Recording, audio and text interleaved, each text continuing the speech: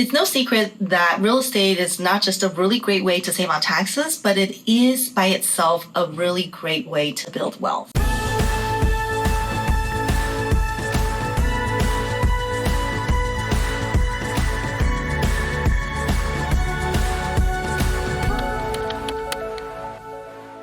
But I do understand that investing in real estate is a huge decision and may seem very scary. I know it was for me when I first started investing in real estate. It was probably one of the scariest decisions that I had to make and mentally prepare myself for. Not knowing where to start, wanting to make sure you don't make a huge mistake, and of course, ensuring that you protect your money and that it is the right investment for you. So today, I'm going to walk you through how to buy your first rental property. We're going to talk about how to get funding for your real estate, how you should position yourself with the bank, how to find the right properties, how to analyze deals, and most importantly, how to avoid a lot of common mistakes that I see beginner investors make.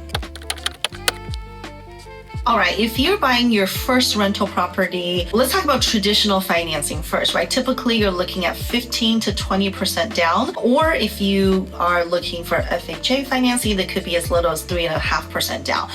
That works really well for someone who's looking to house hack. For example, if you're trying to buy a duplex where you'll live in one unit and then you'll rent out the other unit, it's a phenomenal way for you to not only get into your first home, but also buy a rental at the same time and have very little out of pocket with respect to down payments.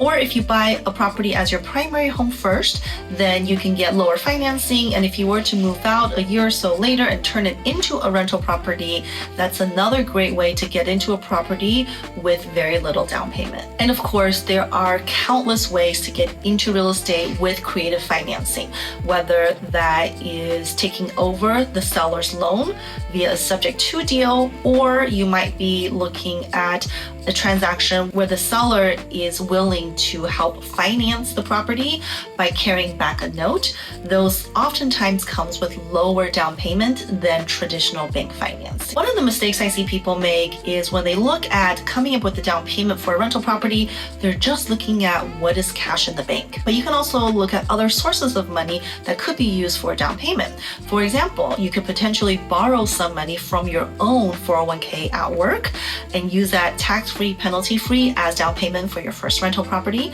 If you have a primary home, maybe there's equity you can tap into, tax-free, penalty-free to use as down payment for your rental property. If you're someone with stock portfolio, you can consider selling those stock and then redirecting that money as a down payment into rental real estate, or even leveraging the stock by borrowing against it and then using that cash to buy rental property. So think beyond just how much is my cash in the bank, because there are other ways to access cash for your rental property, and there are different ways to get financing for your property as well.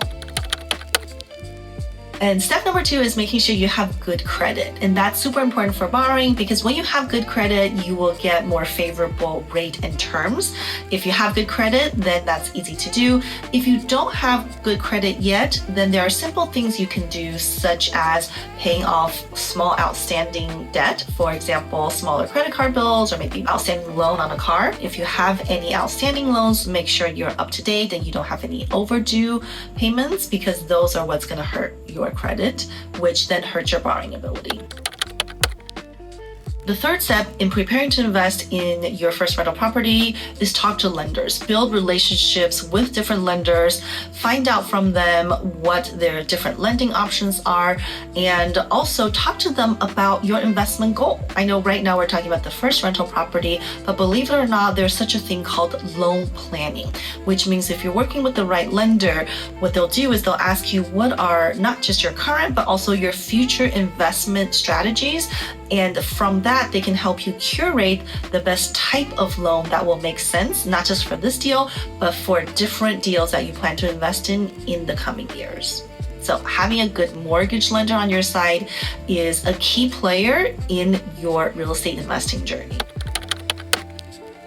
Step number 4 is choosing the right property. And this is something that's not just looking at return on investment or cash flow, but also something that is in line with what you're seeking and what your personal preference is. So are you looking at a single family home? Is it a long-term rental where you can be more hands-off? Is it turnkey? Does it already have a property management company?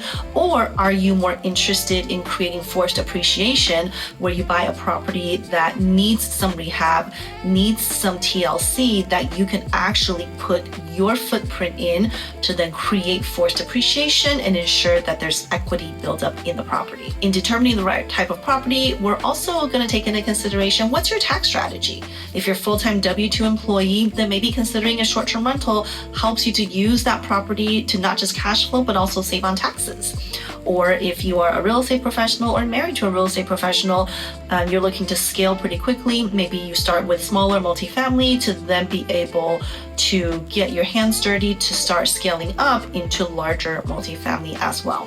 So the type of property, what location it's in state, out of state, the amount of time you can dedicate to the property are all key things that we want to consider at this stage in the investing journey. Number 5 is do your research. Once you've identified the type of real estate you want to invest in, the next step is to figure out where we want to invest. There are a lot of great resources, whether it's Zillow or Redfin. If you're talking about short-term rentals, there's AirDNA. Different types of softwares and platforms allow you to research so you can get an idea what is the cash on cash return I'm expecting, what are the investment dollar amounts that I'm expected to make, so then I can hone in on the right market that I want to focus in on for my first rental property. There's a question I hear all the time, which is where should I invest? And the reality is there's not an ideal market across different investment types. So that's why it's important for us to understand what is that investment vehicle, long-term, short-term, hands-on, hands-off, and then to narrow down into the marketplace that matches the type of investment we're looking for. So once you've identified the type of real estate, the marketplace, then you sort of have an idea what purchase price range you have. Now is time to get pre-approved with your lender. I typically tell investors the earlier we start getting a pre-approval letter, the better it is, because then we know what number we're working with. Sometimes maybe in our head we envision a very big and beautiful property, but then come to find out that we couldn't get the amount of loan that we were looking for. So if you're not going to use any creative financing, then we want to be realistic and try to figure out what is that dollar amount of loan I can get, and getting a pre-approval letter really helps to go a long way with that.